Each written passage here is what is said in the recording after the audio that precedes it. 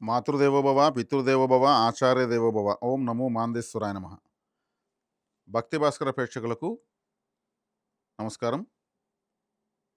తంత్ర జ్యోతిషం అనేటువంటి ఈ వీడియోలో భాగంగా ఈ వీడియోలో మనము అతి ముఖ్యమైనటువంటి అందరికీ అవసరమైనటువంటి ఒక విషయాన్ని తెలియజేసుకుంటున్నాం. అదేంటంటే కుజ దోషము.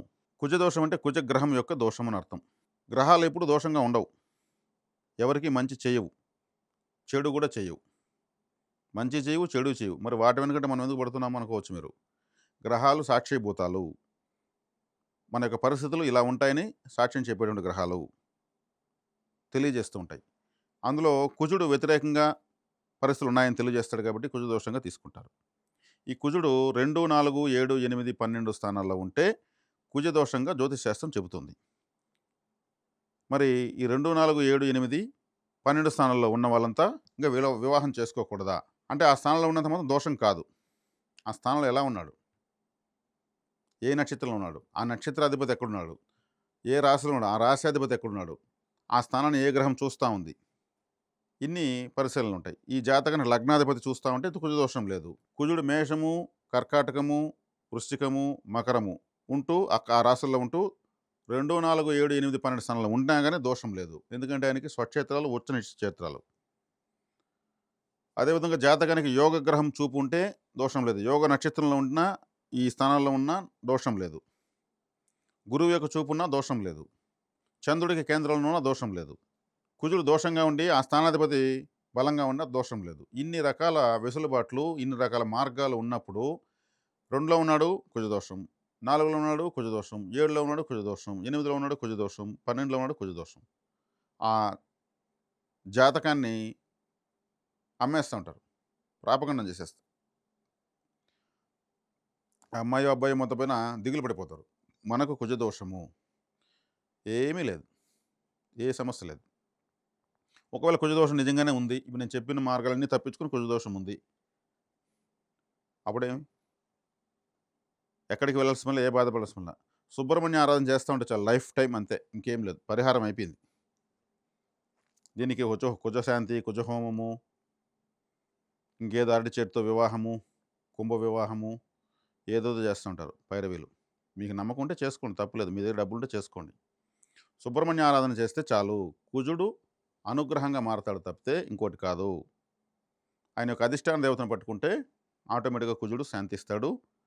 దోషంగా ఉన్నప్పుడే నేను చెప్పింది, దోషంగా లేనప్పుడు కాదు. కుజుడు అంటే ఫోర్స్, ఒక వేగం, ఒక యవ్వన గ్రహం. అందుకే వివాహ విషయంలో కుజుని ఎక్కువగా చూస్తారు. దాంపత్య ఆనుకూలతకు శక్తి ఉందా వీళ్ళకు, పిల్లలకనే శక్తి. అంటే రక్తానికి అధిపతి కుజుడే శరీరంలో. మనకు ఫ్యూయల్ రక్తం అంటే.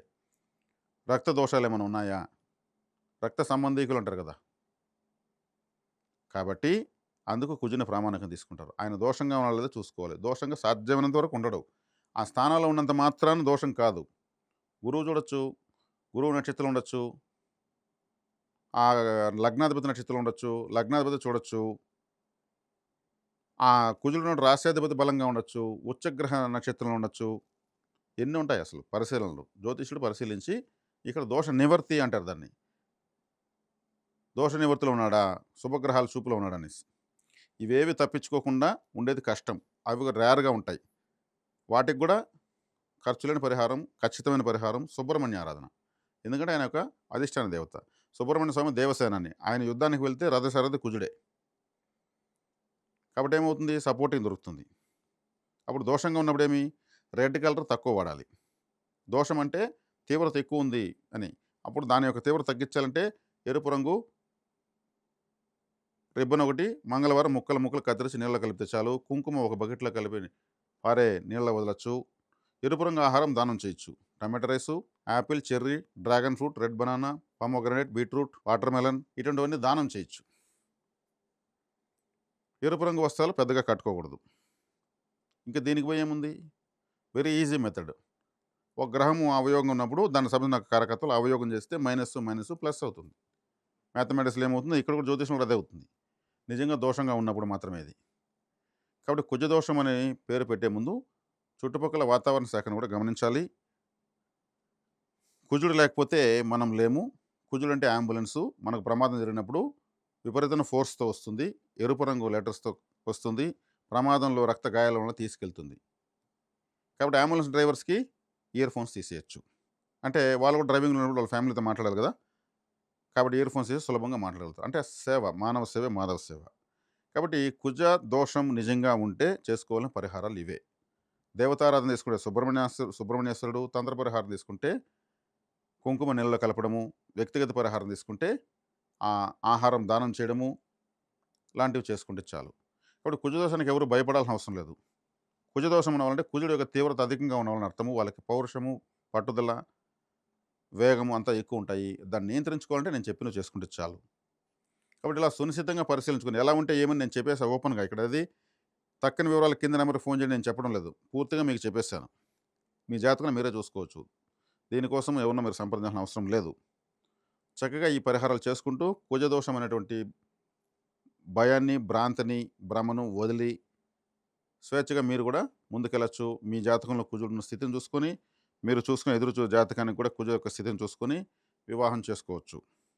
దోషం ఉంటే జాతకాన్ని పెళ్లి చేస్తే సరిపోతుందంటారు. అంటే దోషాన్ని డబుల్ చేస్తారనమాట. అంటే వెలుగుతున్న దీపంలో పెట్రోల్ పోస్తారనమాట. పరిహారం చేయాల.